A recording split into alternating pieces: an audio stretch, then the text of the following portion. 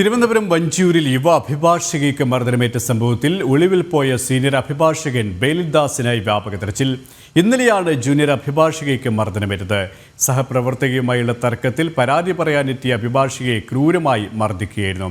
വിവരങ്ങളുമായി ഡോക്ടർ പ്രശാന്ത് ശങ്കർ മംഗലത്ത് ചേരുകയാണ്. പ്രശാന്ത്, വ്യാപകമായിട്ടുള്ള പരിശോധന തന്നെയാണോ ഈ സീനിയർ അഭിഭാഷകന് വേണ്ടി, പ്രതിക്ക് വേണ്ടി നടത്തിയിരിക്കുന്നത്? ഗുരുതരമായ വകുപ്പുകൾ തന്നെയാണല്ലോ എഫ്ഐആറിൽ ചുമത്തിയിരിക്കുന്നത്.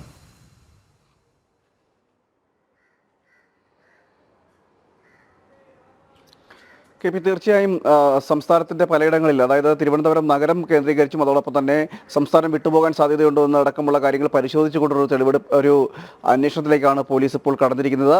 പലയിടങ്ങളിലായി കഴിഞ്ഞ ദിവസം രാത്രിയും പോലീസ് പരിശോധന നടത്തിയിരുന്നു. യുവതിയെ മർദ്ദിച്ച ശേഷം ഒളിവിൽ പോവുകയായിരുന്നു അഭിഭാഷകൻ ബേലിദാസ്.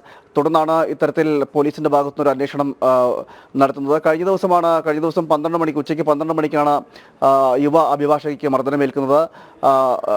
കവിളിൽ മർദ്ദിക്കുകയായിരുന്നു. നിലത്ത് വീഴുന്ന സമയത്ത് വീണ്ടും നിലത്ത് വീണിട്ട് എഴുന്നേൽക്കാൻ ശ്രമിക്കുമ്പോൾ വീണ്ടും മർദ്ദിച്ചുവെന്നും അഭിഭാഷിക പരാതിപ്പെടുന്നുണ്ട്. മർദ്ദനത്തിൽ ഗുരുതരമായി പരിക്കേറ്റ അഭിഭാഷിക ആദ്യം തിരുവനന്തപുരത്തെ ജനറൽ ആശുപത്രിയിൽ പ്രവേശിപ്പിച്ചത്. തുടർന്ന് അവിടെ വെച്ചാണ് പോലീസിൻ്റെ മൊഴിയെടുപ്പടക്കമുള്ള കാര്യങ്ങൾ നടന്നത്. തുടർന്നാണ് പരിക്ക് ഗുരുതരമാണെന്ന് ചൂണ്ടിക്കാണിച്ചുകൊണ്ട് തിരുവനന്തപുരം മെഡിക്കൽ കോളേജിലേക്ക് റെഫർ ചെയ്തത്.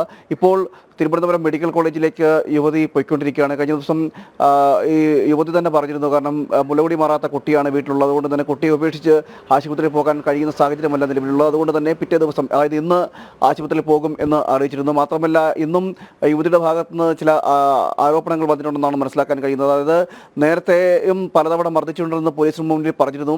അതോടൊപ്പം തന്നെ ഈ യുവതി ഗർഭിണിയായിരുന്ന സമയത്തും, അതായത് ഗർഭാവസ്ഥയിലും ഇത്തരത്തിലുള്ള അനുഭവങ്ങൾ ഈ അഭിഭാഷകൻ ബേലിദാസിൻ്റെ ഭാഗത്തുനിന്ന് ഉണ്ടായി എന്നൊരു വെളിപ്പെടുത്തൽ കൂടി യുവതി പറഞ്ഞിരിക്കുകയാണ്. അങ്ങനെ പലതവണയായിട്ട് തന്നെ ഇത്തരത്തിൽ ക്രൂരമായി മർദ്ദിക്കുന്ന സമീപനം ഉണ്ടായിട്ടുണ്ട്. മാത്രമല്ല ഈ പേപ്പർ കെട്ടുകളും ഫയലുകളും മുഖത്തേക്ക് വലിച്ചെറിയുക, അത്തരത്തിലുള്ള ക്രൂരമായ നടപടികളെല്ലാം പലതവണ തനിക്ക് നേരെ ഉണ്ടായിട്ടുണ്ടെന്ന് പറയുന്നു.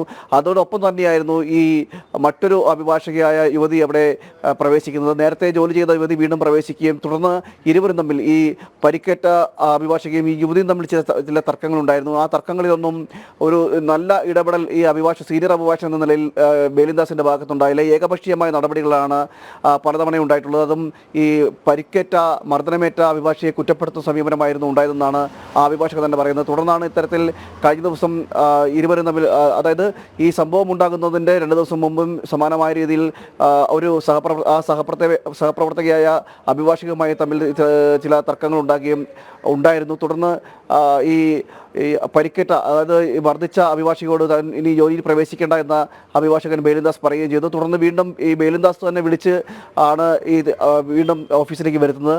അതിനുശേഷവും ഇരുവരും തമ്മിൽ, അതായത് ഈ യുവതിയും തമ്മിൽ തർക്കമുണ്ടാകുകയും ആ തർക്കത്തിൻ്റെ കാര്യം പരാതിയായി പറയാൻ വേണ്ടിയിട്ടാണ് ബേലിദാസിൻ്റെ മുറിയിലേക്ക് ചെല്ലുന്നത്, ക്യാബിനിലേക്ക് ചെല്ലുന്നത്. ആ ക്യാബിനിൽ വെച്ചിട്ടാണ് മർദ്ദിച്ചതെന്നാണ് പറയുന്നത്. മാത്രമല്ല അവിടെ നിന്നും പുറത്തേക്ക് ഇറങ്ങുമ്പോഴും മർദ്ദിക്കുന്നു. കവിളിൽ മർദ്ദിച്ച ശേഷം ശക്തിയായി മർദ്ദിച്ച ശേഷം യുവതി താഴേക്ക് തെറിച്ചു വീഴുന്നു, അതായത് തറയിൽ തെറിച്ചു വീഴുന്ന എഴുന്നേറ്റ് വീണ്ടും ചെല്ലുമ്പോൾ വീണ്ടും മർദ്ദിച്ചു. അങ്ങനെയാണ് ഇത്തരത്തിൽ മുഖത്ത് ഈ പാടുകളടക്കം വീഴുന്ന സാഹചര്യം ഉണ്ടായിരുന്നു. മുഖത്ത് ഗുരുതരമായ പരിക്കും പറ്റിയിട്ടുണ്ട്. ഇത്തരത്തിൽ, അതായത് പ്രസവം കഴിഞ്ഞ് 6 മാസം മാത്രമേ ആയിട്ടുള്ളൂ ഈ യുവതിക്ക്. അത്തരത്തിൽ നിൽക്കുന്നൊരു യുവതിക്കാണ് ഇത്തരത്തിലൊരു ക്രൂരമർദ്ദനം ഉണ്ടായത്. എന്തായാലും പോലീസിൻ്റെ ഭാഗത്തും അന്വേഷണം കാര്യക്ഷമമാക്കുന്നു. പോലീസ് നേരത്തെ തന്നെ കേസെടുത്തിരുന്നു. സ്ത്രീത്വത്തെ അപമാനിക്കൽ, മർദ്ദനം തുടങ്ങിയ ആൾക്കൂട്ടത്തിൽ വെച്ച്, അതായത് ആളുകൾ നോക്കി നിൽക്കുക, മർദ്ദിച്ച് അപമാനിക്കുക എന്നടക്കമുള്ള വകുപ്പുകൾ ചുമത്തിക്കൊണ്ടാണ് ഇപ്പോൾ പോലീസ് കേസെടുത്തിരുന്നത്.